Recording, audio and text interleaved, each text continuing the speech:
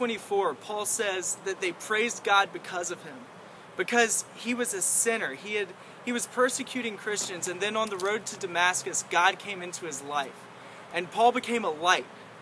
Paul became something that people looked up to, and they praised God because Paul was the image of God.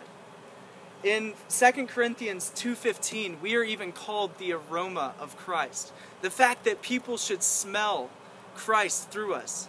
The sense that when we are around, people know that Christ is near.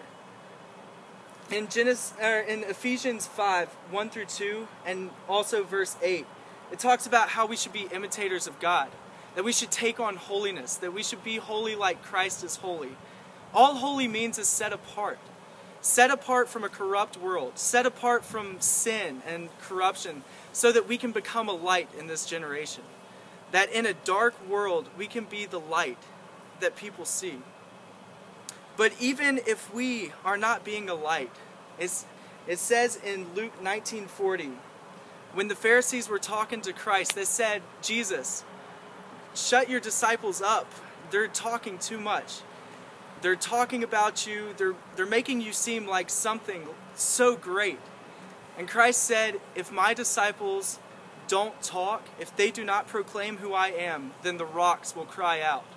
If we as Christians don't show who Christ is through and in us, then the rocks and everything around us will proclaim who Christ is, who God is, that he created this world for us to live in, for us to be able to dwell in a place that we can have nourishment and sustain living, that we as human beings can survive.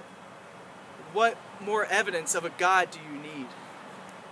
And so I leave you with a challenge, that you would become the aroma of Christ, that you would become a living image of our Creator, that you would set aside yourself for holy living and become the image of Christ.